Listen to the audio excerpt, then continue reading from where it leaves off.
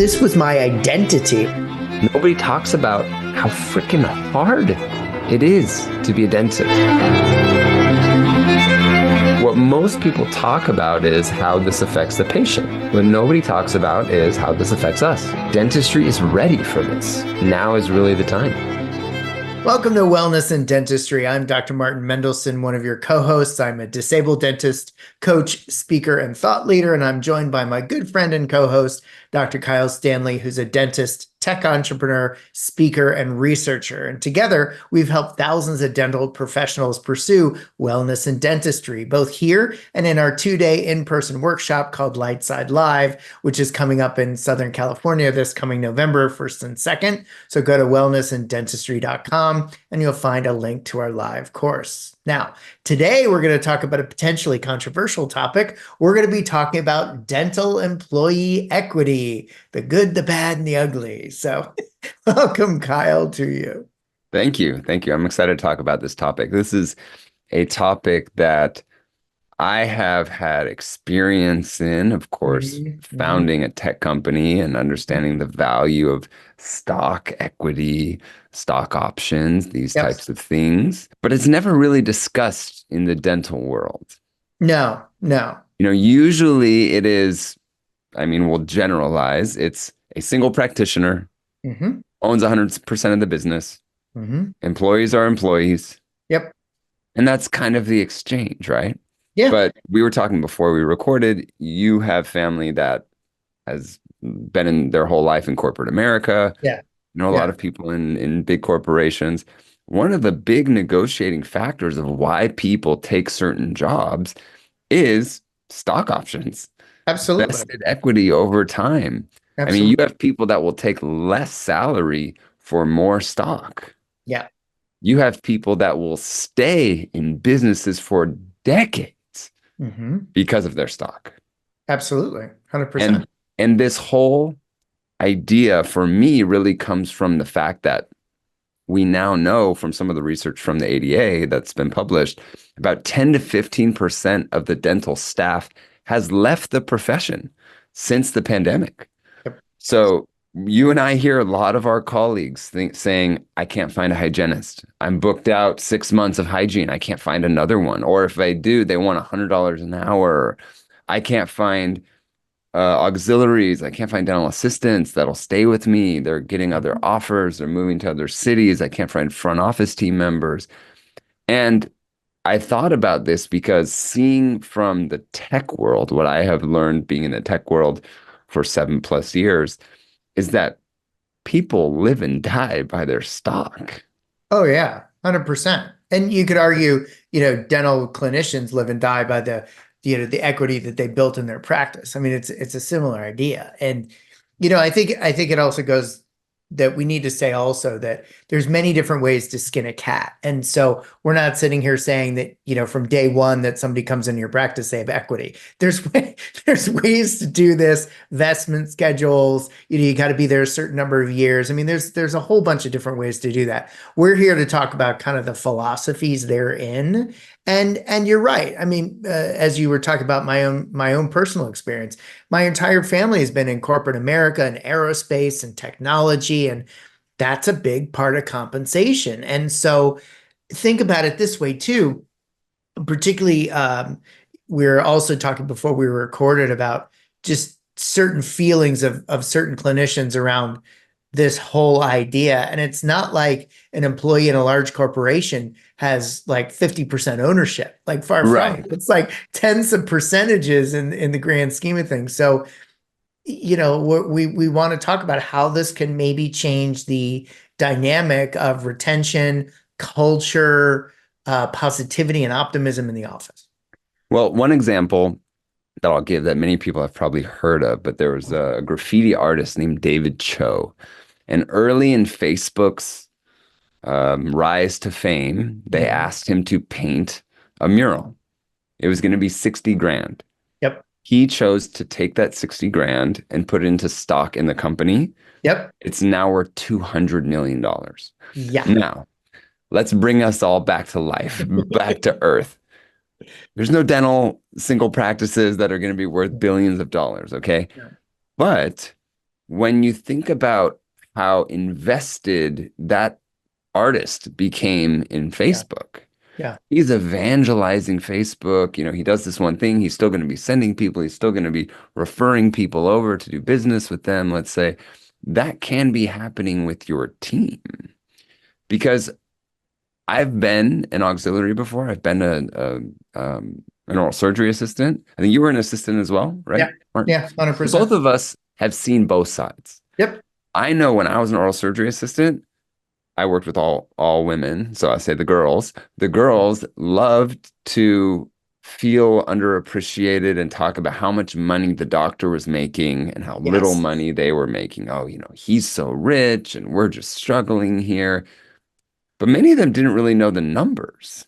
Yeah. And that's something we were talking about before we hit record. And one of the things I'm most excited to dive into because look, our teams are intelligent people. And if the only visibility they have, and this is my own personal bias, if the only visibility they have is the production day sheet, everybody has a calculator on their phone. They can really quickly figure out what production is and without visibility to some of the other nuances of, well, forget about nuances, realities of running a business, it would be very easy for an uninitiated individual to be like, you're making, over $1 million a year. No, no, no, no, no, no.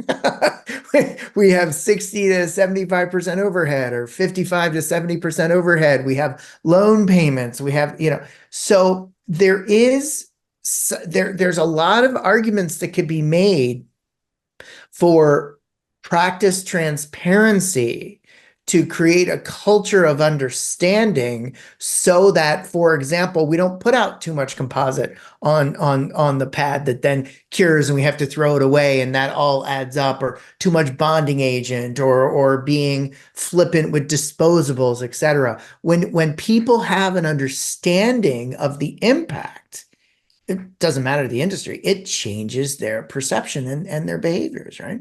Yeah, that's a great point. If the dental team has some ownership or even a feeling of ownership, Mhm.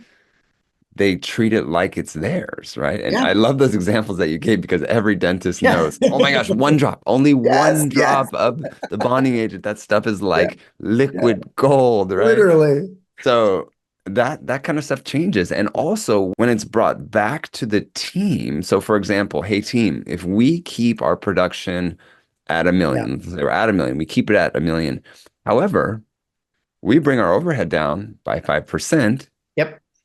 I'm willing to give this percentage back to you guys in salary or in Exactly. bonuses or in a trip or in something like this. And then that becomes something that everybody's working together. And that is probably one of the biggest problems that I see in dental practices when you see the staff and the ownership, they don't have this feeling of working for the greater good. No. It's everyone's working for themselves Yeah. Yeah. on both And sides. I would agree with that. And it's a bit of perspective because one could play devil's advocate. I guess you could say on both sides of the coin, where it's like, look, if you don't have the visibility and the transparency to relatively even what the real numbers are, how do you expect that individual to take that responsibility seriously if they don't understand what the parameters are? I mean, on the face of it, if we can all just take a quick step back, on the face of it, that makes a lot of sense, right? But it's something we do. And let's say something else too. This is not a criticism. This is just a reality. There are many different practices where you have the doctor and some of the certain members of the team that have a higher level of education, higher level of yearly income, higher level of or different level, more broad life experience versus some of the other team. That's not a negative. It's just a reality. So this could theoretically be an attempt to kind of level the playing field from a knowledge perspective to get people to understand why it's important not to, put 10 drops of bonding agent out in the Dappen dish. Yeah, and I'd like to give an example for people that maybe are unfamiliar with stock. Okay, Mm, so like in the tech world, the general vesting period is 4 years. yep. So you'll get a certain amount of shares, and this depends on, of course, if you're higher level, if you're C-suite, if you're Hmm. newer, if you're a manager, if Yeah. you're a VP. But this X amount of stock will get vested over generally 4 years. Hmm. So you're incentivizing people to stay. Now you may be saying, well, after 4 years, they could leave me. Yeah, but think of how much the business could grow in 4 years. Yeah. It's true. It's true. It's true. And there's so many different ways to do it. Just because because I've seen in my own experiences, there are certain gates, like if you leave, Yeah, you can have 1 year cliffs. in, yeah. And so there's all different kinds of ways to do this. And you could customize this. I mean, this is your business. You could say you have to be here for a decade. I mean, you can do Yeah, whatever you want. But what I've 100%. seen in the tech world, and I've seen this in corporate world too with some of my friends that are in the corporate world, is people will stay. Yeah, They will go the extra mile. yeah, They will refer patients, bring yeah, people in because yeah. they feel like it's part of their business. And Hmm. every dentist that's listening to this has had one of these employees that doesn't have stock, maybe, that has this ownership feeling, and they are incredible. They Yeah. are people that are cleaning just because they wanted to look nice for the patients, not because you're Hmm. going to find them and be Exactly. mad at them, right? Exactly. And those employees are amazing. And if you Yeah. can keep those employees, Yep. it becomes something that can really be an asset to your business and Absolutely. grow your value. And so here's what I also want to say. We didn't talk about this earlier, but I think it's a good thing to chat about, which is because if we play devil's advocate, it's like, well, theoretically, wouldn't you have like a person sitting there in your practice that, has the equity that feels like they're safe, et cetera? Again, there's other ways to handle that because when we talk about even yearly bonuses and bonus compensation structures, I'm a huge believer, and I learned this during my years at Spear because we had this as employees ourselves, and then taught it to the clients of Practice Solutions, which is bonus compensation structures are not solely based on practice numbers or business numbers in the case of a company. They're weighted heavily for that, sure, because you can't pay out the money if you don't have it. But there's also an element which can be structured objectively on behavior Hmm. and how you are to work with and how tardy you or how punctual you are. I'll flip that. How punctual you are, how you interact with others. Do you play nice in the sandbox? There are ways to make sure that we are following our or creating positive culture by how not only we interact, not only how we structure potential equity, but also how we deal with it on a regular basis in quarterly and annual bonusing. I like what you're talking about with bonuses because this has been a bane of my Yeah, existence yeah, and a bane of many doctors' existence. People that are in our Lightside Club have talked about this yeah, before too, is this feeling of a bonus being required yeah, or a yeah, bonus being, I guess not required is the word I'm looking for, but expected. yeah, That's what it yeah. is. Well, and there's something that not a lot of people talk about that Imtiaz Manji taught me, which I think is incredibly important, which is this. You cannot continue to give people raises on their base salaries and end up being so out of whack with the market.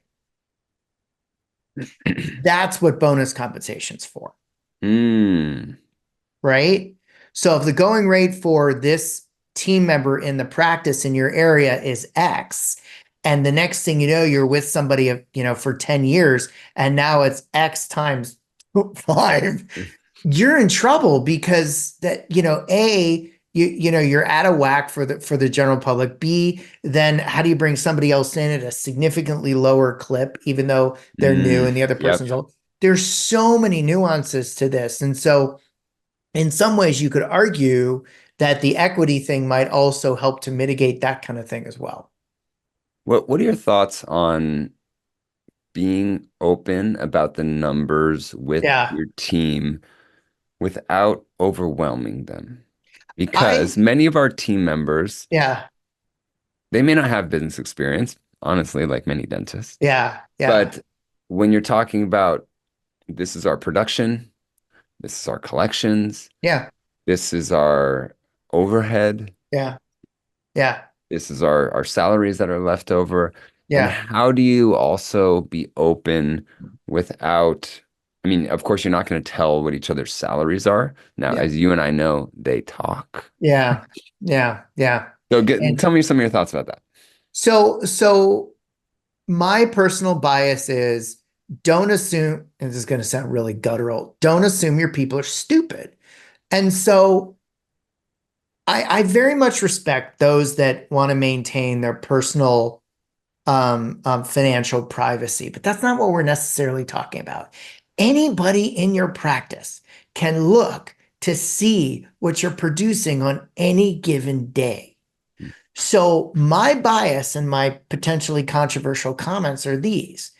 If you're not sharing the other side of the coin, all you're sharing with them are inflated, erroneous numbers that aren't real because it's just production. It has nothing to do with collection. We both have seen doctors that have accounts receivable that are so out of whack it'll make your toes curl.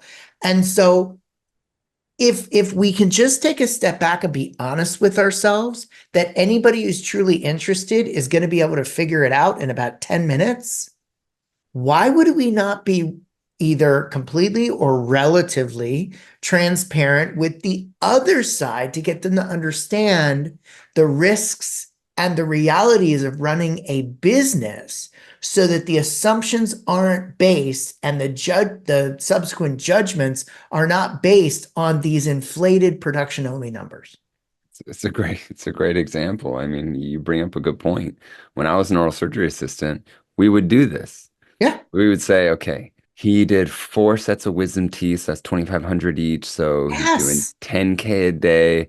We work Yeah. 5 days a week. So five times or 10,000 times 20 days a month times, Hmm. let's just say 11 months out of the year. Wait, he's making $2.2 million dollars? Exactly. Exactly. But when you think about it, it's probably 30% of that. Now, oral surgeons make good money, right? It's not like they Yeah. shouldn't, Yeah. but they're not making $2.2 million dollars generally. Yeah. Some Yeah. are. Yeah.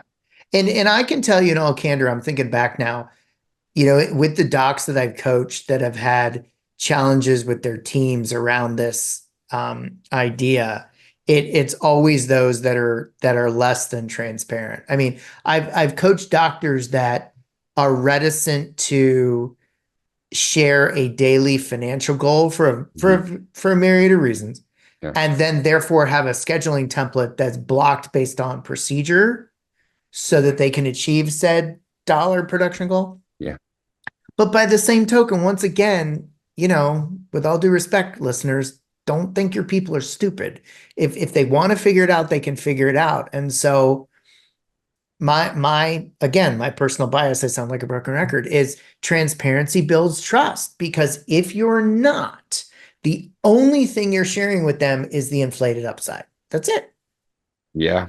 Yeah. And it's so true. And I never really thought about that. But now thinking back on my experience as being a dental assistant, being an oral surgery assistant, I mean, if we knew at the time that the overhead was oral surgery, I'm guessing is Yeah, probably 60%. They have a yeah. little less overhead because they do it a lot of dental alveolar, so no lab Mhm, bills. mhm, It's mhm. similar to endo, right? A little lower overhead. Yeah, But if we knew that, I mean, yeah, the doctor's still making good money, but he or she is an oral surgeon that went to school for 12 years, yeah, 16 yeah, years. yeah. Yeah. Well, it's funny too because I've observed this. People talk about fellow speakers. I've observed this even in my days at Spear. Like I remember, doctor clients coming up as like, oh, you all are making hand over fist. I see, these many people, blah, blah, blah, blah, blah. And it's like, do you have any idea how much it costs per meal per head for all of you? Like it's like Yeah. full service catering with multiple team members. Like that alone and back in the day before we went to electronic manuals, like the seminar manuals were like phone books. How much do you think it costs to print those? Printing. Mm. So, I mean, it's just kind of funny because when I think about that, it's like, oh, the dentists were actually doing what they're complaining their team members are doing. Wow, you're so right. And you would think, come on, you know what overhead is. You know how this works. Now it Yep. differs in every Yep. profession, Yep. every sector, but you know Yep. how this is.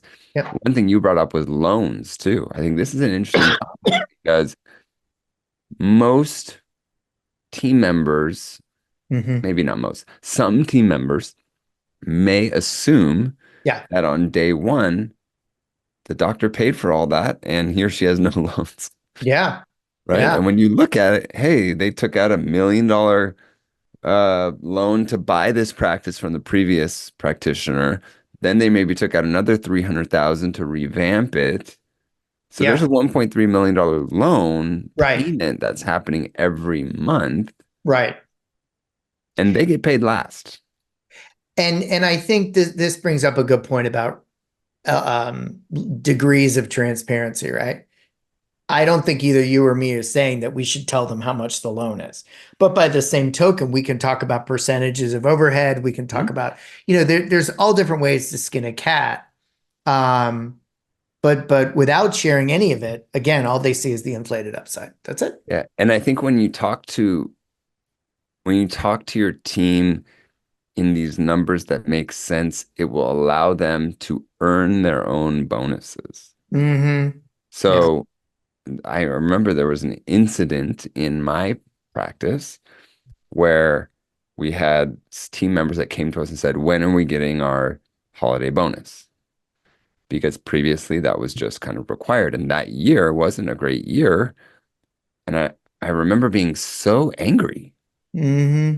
thinking that, what do you mean? You think you just deserve it because you did your job like I did my job? Like, it's a bonus, it's extra.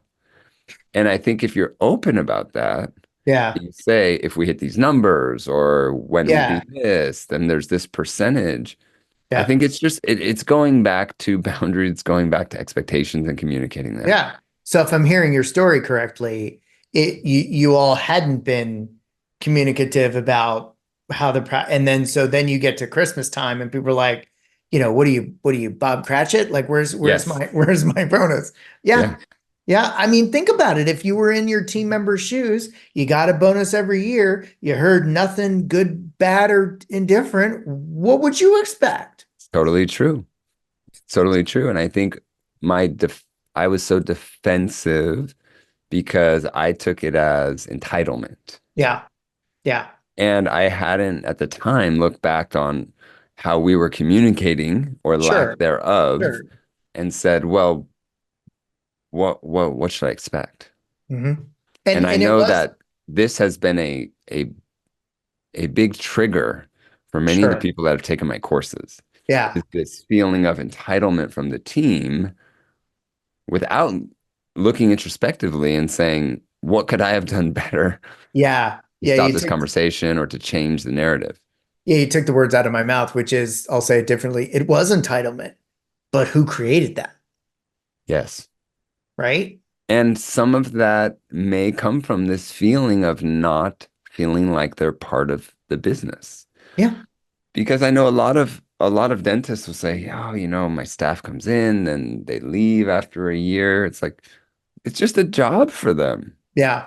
It's just Yeah. another job. Now, if they had vested stock, if they had Mhm. vested equity that was going to be only available if they Mhm. were there for 4 years or a portion of it gets Yeah. released after this Yeah. certain amount of Yeah. time, you can Yeah. customize it to whatever you want. Absolutely. They may be more inclined to stay and Yeah. say, oh, well, if I stay an extra year, I will have more vested equity that I could buy stock options. Hmm. Hmm. And then you don't lose those team members. And you may be Yeah. thinking, well, what if they stay and then they leave? But if they stay, you're not spending, there's some research on this too. And I don't know if I told you about this, Martin, Yeah. uh, You mentioned it the other day. It's pretty that wild. it was something like you spend over 200% Yeah. of their salary when you Yeah. lose an employee. Yeah. Let's say you have a dental assistant and they're paid $50,000 a year. I'll just make it easy. Hmm. And they leave. And you Hmm. say, well, then we were 2 months without a dental assistant. We did have to post on Indeed. We had to pay for that. We had team members that were taking time to make calls with candidates and meet with people and interview. And when you add that up, you may think it costs us 10K, let's say, but you're not thinking about opportunity costs as well. Think Hmm. about the patients that you couldn't take because you Yep. only had one assistant instead of two, Yep. or that new assistant was learning, and so Hmm. you weren't as efficient Yeah. with your surgeries or with your restorative procedures. But the research shows it's over 200% that you spend finding the new candidate. And I think in today's reality, there's so many different news stories of large corporations that posted profits that also then therefore had big layoffs. And so in most of those cases, they're public companies, of course. That's Yeah. why everybody knows the profits. However, that being said, I mean, again, there's so many different ways you can skin a cat. Like, we have to hit these growth goals in order to achieve these, bonus compensation elements and, these levels of investment and so forth. But it those news stories and those realities in today's marketplace actually can fuel healthier conversations around this is a practice where we do care about the people that allow us to thrive. Therefore, when we thrive, all of us benefit.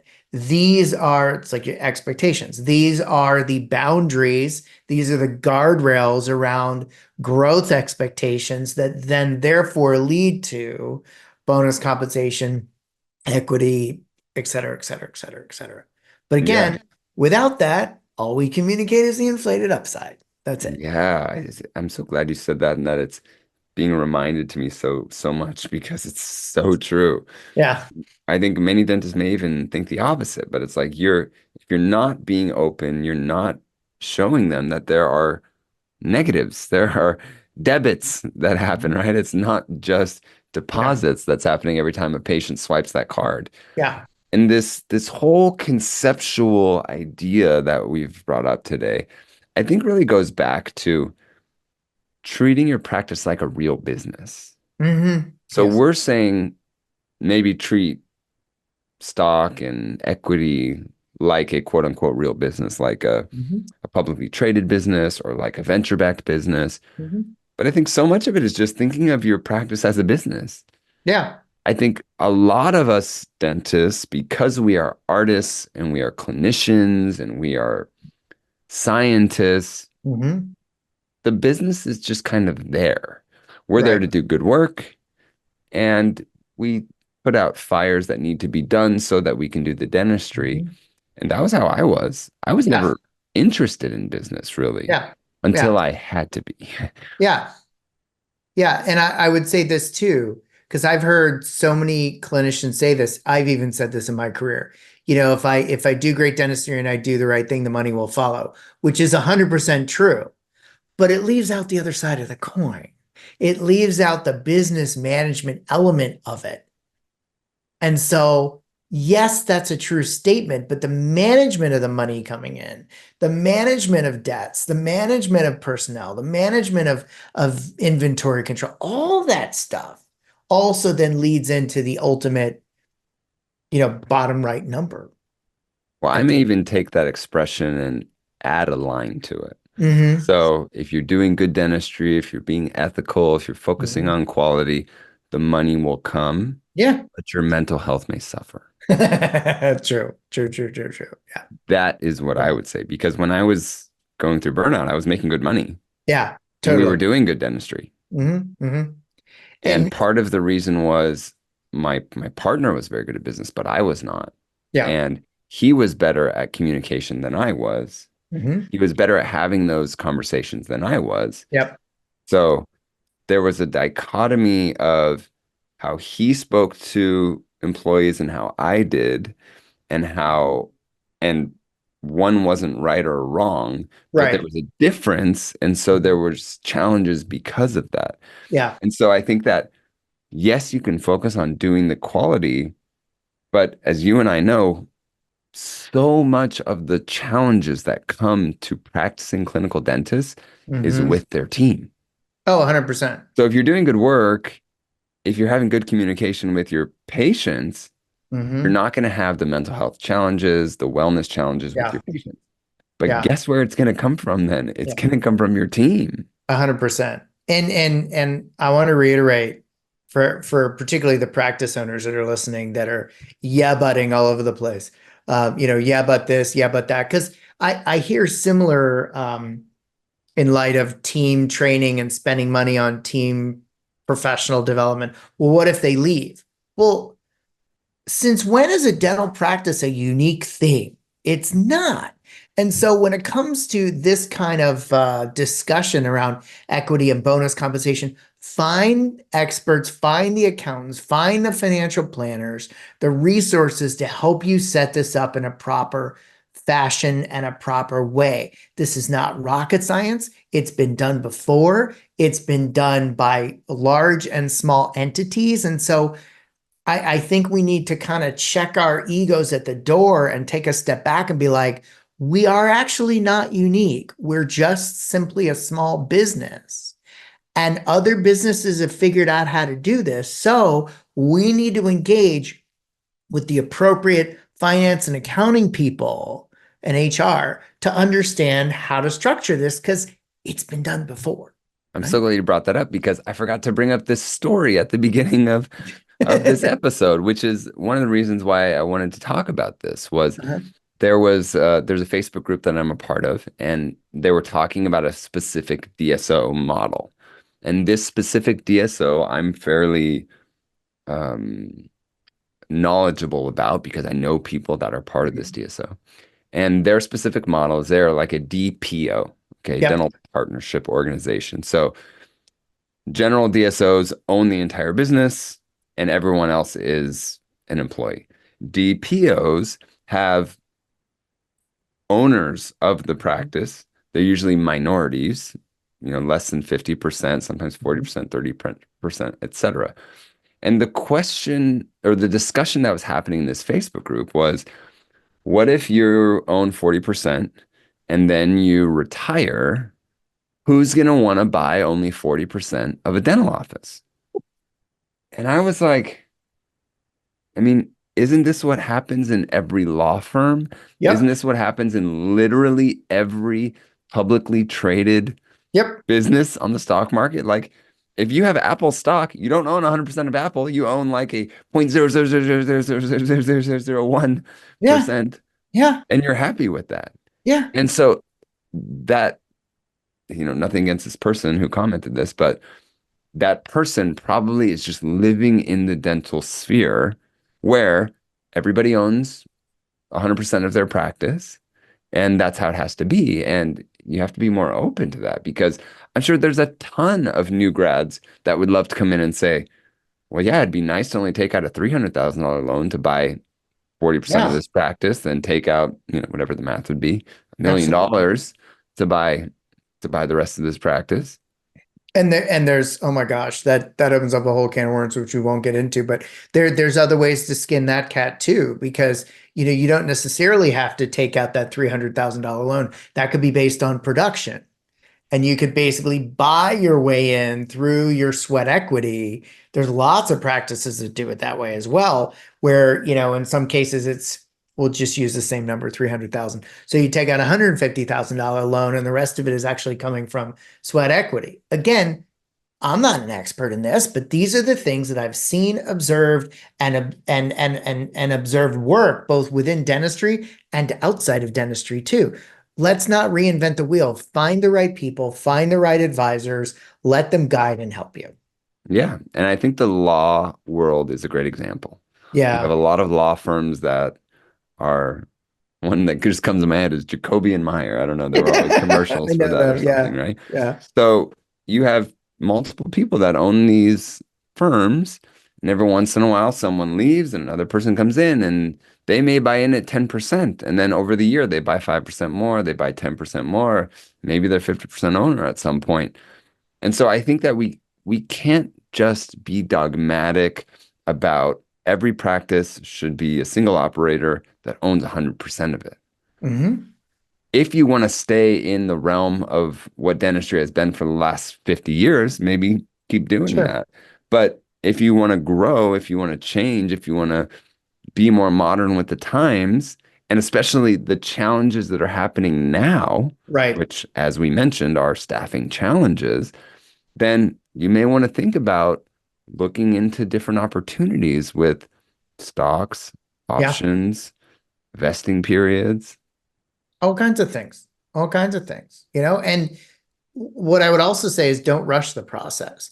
Find those people that can be on your board of governors, your advisors. Make sure you're comfortable with them. Ask around. Talk to your attorney friends or colleagues or even relatives, and do your due diligence and do your research. It doesn't have to be done tomorrow. Rome wasn't built in a day, and so I think I believe our intention is to get people to think that there are other alternatives and other options out there, and it doesn't have to be the dogmatic 100% ownership. Yeah, that's exactly right. Think Yeah. in a different way. Think in a way that may bring more of this doing things for the greater good idea into Yeah. your practice. And then think about how that could really change Yeah. your practice and change, selfishly on this podcast, we talk about your wellness. Yeah. Think about how if you were making more money, you would have more time, you could take more time off, you would have less problems with your team, you have better communication, they have your back on Yeah. things. I mean, this could really change how you enjoy your profession. Yeah. 100%. Absolutely. No. I think this is good. I think this is a good topic. What's any last thoughts on this? I think my biggest last thought is just keep an open mind, number one. Do your research, do your due diligence, be open to options. And remember, if we are being completely opaque versus transparent, we are only sharing the inflated upside, i.e., production, with our team members. And even if you tell me that we don't talk about that on a regular basis, they can do the math. It's there. And so let's not kid ourselves. Let's just be open to possibilities. And you know what? If at the end of this investigatory period, it's not for you, that's okay too. Right? Yeah, I mean, they can go to the practice management and say run report and Yeah. click the dates, right? And Right. it takes Yeah. 5 clicks Yeah. nowadays. It's Well, there much easier to and do in the digital world.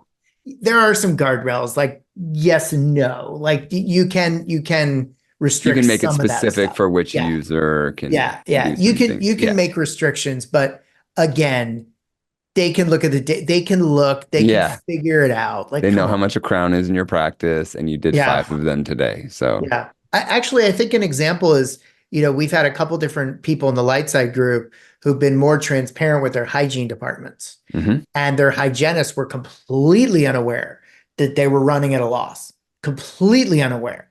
And they were looking to do certain clinical initiatives to help patients better understand what's possible to increase case acceptance. And the minute they started to be transparent, things started to turn around. Isn't that interesting? And so we can't assume that our teams truly understand the totality of the profit and loss, if you will, that is the reality of a dental practice business. Yeah, that's exactly right. Yeah. So think about this, explore this topic. Like Martin said, don't reinvent the wheel. Talk to your friends that are involved with tech companies, with law firms, with publicly traded companies. Ask them how they vest stock, what kind of percentages they get, how many shares do they get, how is it earned over time with bonuses and performance. And this may be something new to bring into the dental world. I know that some of the larger conglomerates are doing this. Some of the Yeah. DSOs, some of the DPOs are doing this, and they have very, very smart business people behind them, which is why they grow so fast, make so much money, right? So think about your business as a business. Yep. I know you're a scientist, I know you're an artist, but you have to run a business as Mhm. well. Yep. So if you guys haven't written us a written review, we would love to get that on iTunes. That really helps us out. I mean, we have some 5-star reviews now, and thank you for those that have done that. That's very much appreciated. And if you haven't signed up for Lightside Live, go to wellnessanddentistry.com, go to our links, click on Lightside Live, and come hang out with us in California for 2 days. I'll say it again, we are so fun. We are so fun to be We around. are. You guys are going to have so much fun with us. So sign up. We'll see you there, and we'll see you on the next episode of Wellness and Dentistry. Bye-bye.